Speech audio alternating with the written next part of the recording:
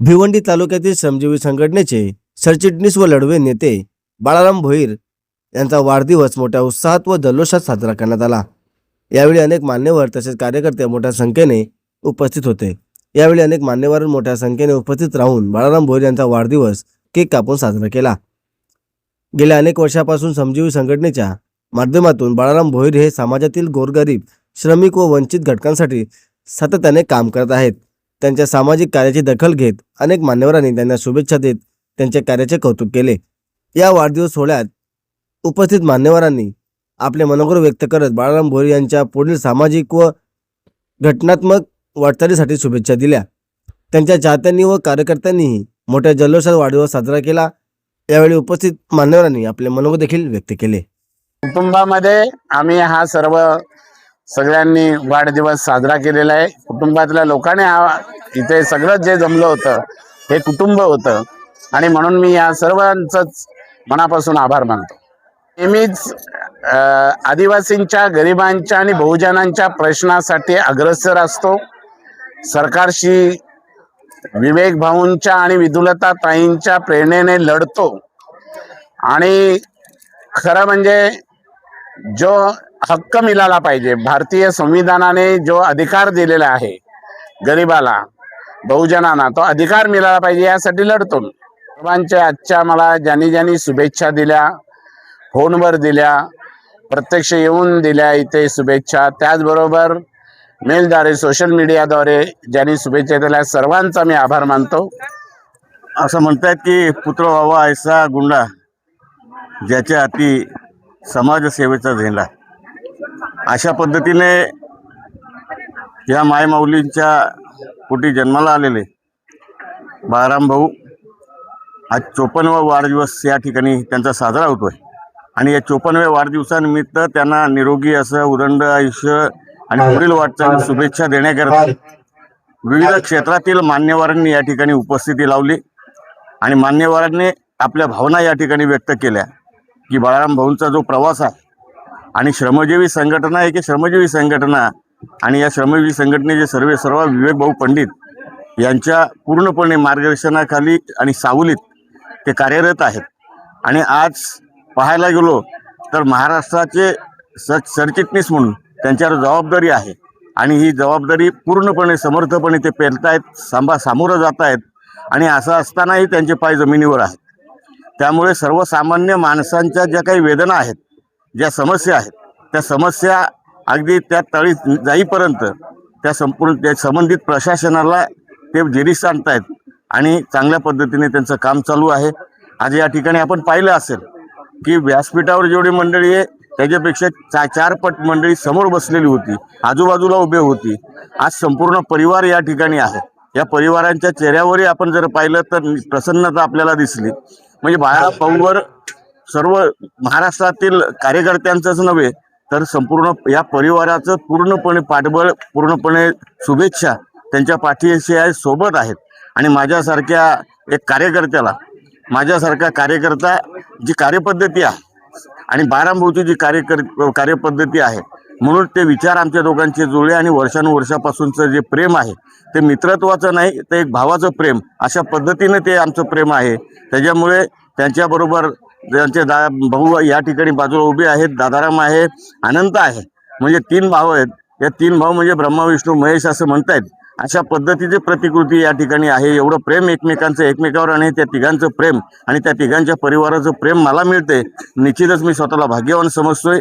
परंतु या वाढदिवसानिमित्त मी निश्चित म्हणेन की बाळाराम भाऊंना जसं सर्वांनी शुभेच्छा दिल्या त्याच पद्धतीने माझ्या शुभेच्छा असतील परमेश्वरचरणी आणि त्यानंतर या संपूर्ण महाराष्ट्राच्या तळागाळामध्ये ज्यांचं नाव आणि प्रतिमा आज जपली जाते ते गुरुवर्य धर्मवीर आनंद दिघे साहेब यांचा आशीर्वाद यापुढेही त्यांना सदैव मिळो आणि निरोगी आणि उदंड आयुष्य लाभो। काय वेळ असेल तेवढा मी देवाकडे, ज्या परमेश्वराची किंवा ज्याची मी पूजा करतो त्याला सांगतो, निसर्गाला सांगतो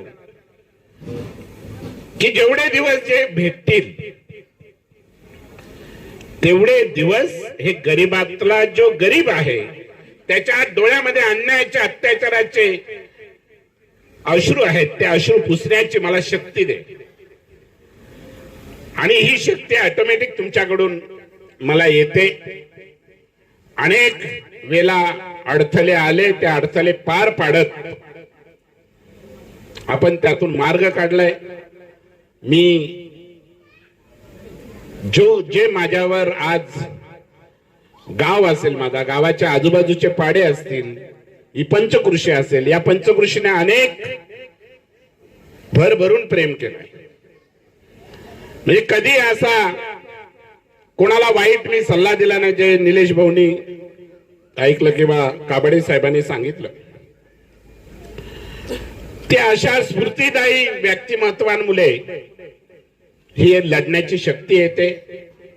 असाच प्रेम तुमचा राहू दे माझ्यावर, माझ्या कुटुंबावर. लढण्याची शक्ती मिळण्याची एक आणि अजून गरिबांची कामं करण्याची संधी मला या तुमच्या स्फूर्तीमुळे, तुमच्या या सगळ्या सहभागामुळे मिळू दे, एवढीच मी परमेश्वराकडे प्रार्थना करतो आणि माझे 2 शब्द संपवतो. मी आज खरंच तुमचा खूप खूप आभारी आहे. मध्ये कुठल्याही पक्षाचा नेता असू दे, त्या नेत्याने अजूनपर्यंत असं केलेलं आम्हाला दिसत नाही. भाऊ आमचा आहे म्हणून आम्ही त्यांची स्तुती करत नाही. राज्याच्या मंत्रिमंडळामध्ये जाऊ दे, कलेक्टर ऑफिस मध्ये जाऊ दे, कुठेही जाऊ दे, परंतु त्या भाऊचा आवाज आणि भाऊला बघितल्यानंतर अधिकारी जे उठून उभे राहतात, तोच एक श्रमजीवी संघटनेचा धन्यवाद म्हणजे बाळाराम भाऊ. आंदोलनामध्ये जेव्हा भाऊंची एंट्री होते आणि आता काहीतरी होणार, आता काहीतरी घडणार, आता कुठल्या तरी अधिकाऱ्याला चाप बसवणार, अशी प्रत्येक कार्यकर्त्याच्या मनामध्ये, सभासदाच्या मनामध्ये एक उत्सुकता असते. तुमचं आमचं सर्वांचं भाग्य आहे की या पंचकृषीमध्ये आणि विश्वभारती फाटामध्ये असा हिरा जन्माला आलाय.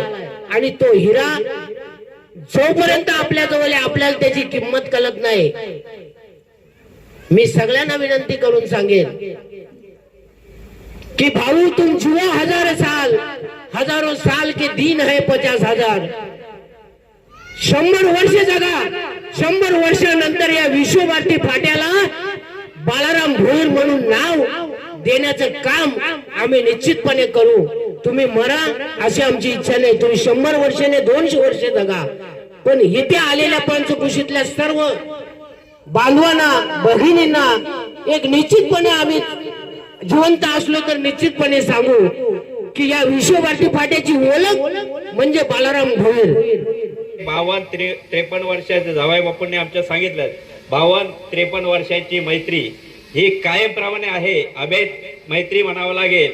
आणि विशेष म्हणजे बाळाराम भाऊंच्या बाबतीत बोलायचं म्हणजे बाळाराम भाऊ हे आतापर्यंत मला तर 40 वर्षे झाले असतील. 1986 पासून ते आजपर्यंत बाळाराम भाऊ हे एकाच पक्षात, जे एकाच जागी स्थिर, अभेद त्याला म्हणतात ना, अभेद, ते अभेद स्वतः स्थिर खंबीर उभे राहून एकाच जागी एकच कार्य, तेवढंच गोरगरिबांचं कार्य करणं, हे बाळाराम भाऊंच्या कडून शिकून घ्यावा. त्याचं कारण असं आहे की बाळाराम भाऊंनी सुरुवातीपासून मला तर 5 मिनिटं वेळ दिला, सगळेच कंटाळले असतील. खरं स्वतःहून जवळजवळ 30 ते 35 वर्षे सर्व्हिस करून मुंबई सारख्या ठिकाणी जाऊन प्रवास करणं, मुंबई सारख्या ठिकाणी. मी आताच एका माझ्या मित्राच्या माऊलीने, आमच्या वहिनी साहेबांनी जवळजवळ 32 ते 33 वर्षे अविरत सेवा करून बाळाराम भाऊंना मोलाची साथ देऊन त्यांनी, आता एका सरांनी सांगितलंय की त्यांनी एक मुलगी डॉक्टर शीतल यांचं आताच हॉस्पिटलचं उद्घाटन झालं. त्यानंतर सारंग हा इंजिनियर, असा दोघांनाही अतिशय भविष्याचा मार्ग दाखवणाऱ्या वहिनी साहेब यांना खरोखर मानाचा मुद्रा करायला काही हरकत नाही. आणि खंबीरपणे मला तर वाटते बाळाराम भाऊंच्या पाठीशी उभे राहणारे माऊली म्हणजेच मंदावहिनी यांच्यासाठी जोरात टाळ्या वाजवायच्या आहे. फक्त आणि फक्त बाळाभाऊंच्या प्रेमापोटी. हे बाळाभाऊंनी काय कमवलंय तर ही जी समोर जमलेली माणसं आहेत ही खरी संपत्ती आहे. जे बाळाभाऊ आज ज्या ठिकाणी आहेत, एवढी वर्ष उल्लेख झाला इथे की 35 वर्ष साधारणतः महाराष्ट्र राज्याचे सरचिटणीस आहेत. मला वाटतं जर बालाभाऊंनी, म्हणजे मी परखड बोलणारा व्यक्ती आहे, बालाभाऊंनी जर या 35 वर्षात तोडपाण्या केल्या असत्या, सेटलमेंट केल्या असत्या, तर बालाभाऊ आता कोट्याधीश असते. पण अतिशय प्रामाणिकपणे, म्हणजे माझ्या नजरेतला, मी श्रमजीवी संघटनेत कार्य केलेलं आहे नोकरी लागायच्या आधी. मी अगदी उसगावला सुद्धा राहायचो. तर तेव्हापासून मी बालाभाऊंना ओळखतोय की अतिशय प्रामाणिक कार्यकर्ता. आणि अशा या प्रामाणिक कार्यकर्त्यामुळे श्रमजीवी संघटनेचं नाव आज खूप मोठं आहे. म्हणजे कोणतीही संघटना जी वाढते ती प्रामाणिक कार्यकर्त्यांमुळे. आणि अनेकांनी उल्लेख केला की बालाभाऊ श्रमजीवी संघटनेचा धान्या वाघ आहे. निश्चितच अगदी अल्पवयामध्ये त्यांनी जे संघर्ष केलेत श्रमजीवी संघटनेसाठी, त्यांनी अंगावर अनेक केसेस घेतलेल्या आहेत. अनेक केसमध्ये ते जेलमध्ये सुद्धा गेलेले आहेत, पण कधीच मागे हटले नाहीत. आणि बालाभाऊंचं एक वैशिष्ट्य आहे की जिथे अन्याय झाला तिथे न्याय देण्यासाठी बालाभाऊ सर्वात प्रथम हजर असतात. अनेक वक्त्यांनी याचा उल्लेख सुद्धा केला. म्हणजे आम्ही जेव्हा पाहिलं, अगदी 2001-2 मध्ये मी श्रमजीवी संघटनेत कार्यरत होतो, तेव्हा बालाभाऊंचं आम्हाला एक आकर्षण असायचं की अतिशय रांगडं व्यक्तिमत्व, बोलणं त्यांचं अतिशय भारदस्त. म्हणजे त्यांचं एक आकर्षण आणि आदर्श तेव्हापासून आमच्या मनात होता. बद्दल बोलायचं म्हणजे त्यांचा 53वा वाढदिवस, जो 54वा वाढदिवस, सॉरी, जो पण मी आज उभा आहे, दीपक धनगर माझं नाव, निव्वळ मी भाऊंमुळे आहे आणि या संघटनेमुळं. तर माझी पार्श्वभूमी अशी का मी गरिबीमधून आलेला माणूस, जे एक टाइम जेवायला भेटत नव्हतं आणि माझ्यावर फार मोठा अन्याय झाला, माझ्याच नातेवाईकांनी केलं, पण त्याच्यामधून मी शिकलो. आणि ते होते माझे सक्के चुलत मामा. मी सुपेगावला राहतो आणि मला 6 एकर जमीन ही निव्वळ भाऊंमुळे भेटली. आणि मी जे पण उभा आहे हा भाऊंमुळे. माझे आई वडील सुद्धा, त्यांचं वय आता 72 वय आहे. माझ्या आईचं वय काहीतरी 70 असेल. अजूनपर्यंत आम्ही भाऊंना कधी विसरलो नाही. आज पण आमच्या घरी भाऊंचंच नाव निघतो. का? ज्या शेतीवर आम्ही जातो तिथे सुद्धा भाऊंचं नाव निघतो. आणि संघटनेचं एक रोपटं लावलं आणि ही महाराष्ट्राची तोप आहे.